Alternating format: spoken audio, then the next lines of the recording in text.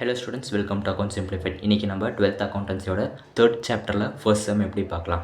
Akash, Bala, Chandru and Daniel are partners in a firm. There is no partnership deal. How will you deal the following இப்படி question கொடுத்துருக்காங்க. அதுக்கப்புறம் ஒரு 5 situations கொடுத்துருக்காங்க.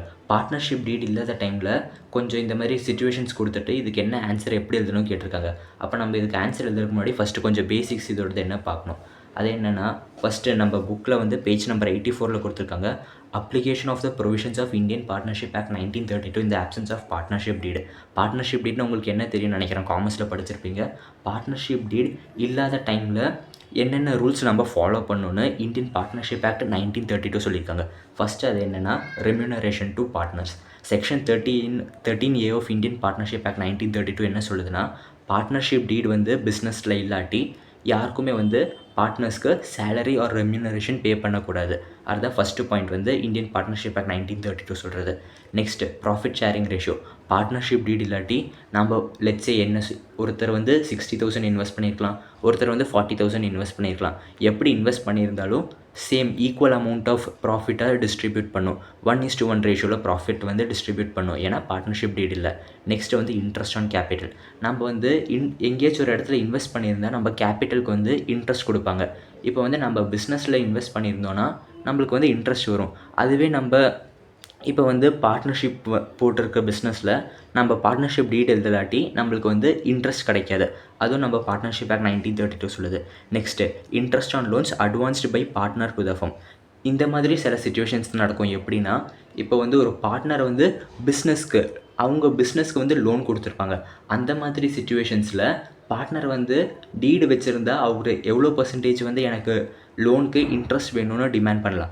ஒருவேளை partnership deed இல்லாத டைமில் அந்த பார்ட்னரால் மேக்ஸிமம் 6% தான் லோனுக்கு இன்ட்ரெஸ்ட்டாக வாங்க முடியும். அதை பற்றி சொல்கிறது section 13D of partnership act 1932. Next interest on drawings.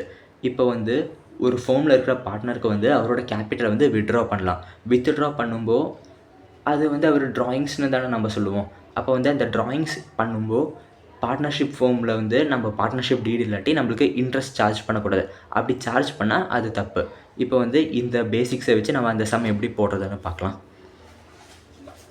இப்போ இங்கே ஃபஸ்ட்டு கண்டிஷன் பாருங்களேன். Akash has contributed maximum capital. He demands interest on capital at 10% per annum. Akash ஜாஸ்தியான கேபிட்டல் கான்ட்ரிபியூட் பண்ணியிருக்காரு. ஆனால் அவர் என்ன சொல்கிறாருன்னா, அவருக்கு ஜாஸ்தி ப்ராஃபிட்ஸ் வேணும்னு. அது நம்மளுக்கு கொடுக்க முடியும். அவர் இன்ட்ரெஸ்ட் ஆன் கேபிட்டல் 10% வேணும்னு கேட்குறாரு. நாம் அங்கே என்ன பார்த்தோம், interest on capital will not be ப்ரொவைடட்னு தானே. அப்போ no interest on capital is payable to any partner. First கொஸ்டினுக்கான answer. Next, Bala has withdrawn 3,000 per month. Other partner ask Bala to pay and drawing at 8% per annum to the firm, but Bala did not agree it. இப்போ பாலா அவரோட ஃபோம்லேருந்து 3,000 rupees per month எடுத்து வந்திருக்காரு. மிச்ச partner நீங்கள் interest on drawing பே பண்ணுங்க சொல்கிறாங்க. அப்போ நம்ம இந்தியன் பார்ட்னர்ஷிப் ஆக்ட் 1932 படி இப்போ இங்கே பாலா பே பண்ணணுமானா பே பண்ண வேணாம். ஏன்னா பார்ட்னர்ஷிப் டீட் இல்லை. அப்போ என்ன ஆன்சர் எழுதணும், no interest is chargeable on drawings made by partner. Next, Akash demands the profit to be shared in capital ratio but others do not agree. Akash என்ன சொல்கிறாருன்னா, ப்ராஃபிட்ஸ் நம்ம மேலே இருக்கிற கண்டிஷன்லேயே பார்த்தோம். ஆகாஷ் ஜாஸ்தி கேபிட்டல் கான்ட்ரிபியூட் பண்ணியிருக்காருன்னு. அவர் என்ன சொல்கிறாருன்னா, கேபிட்டல் ரேஷியோ படி ப்ராஃபிட்ஸை டிஸ்ட்ரிபியூட் பண்ணுங்கள்.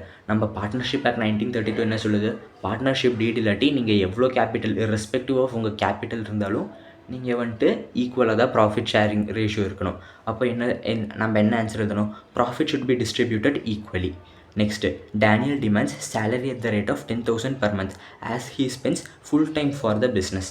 இப்போ நம்ம இங்கே பார்த்தோம்ல 4 பேர் பார்ட்னர். இப்போ லெட்ஸ் சே இவங்க கொஸ்டின் கொடுத்துருக்க வச்சு நம்மளுக்கு இங்கே என்ன தெரிய வருதுன்னா, ஆகாஷ், பாலா, சந்துரு 3 பேருமே ஸ்லீப்பிங் பார்ட்னர்ஸ்.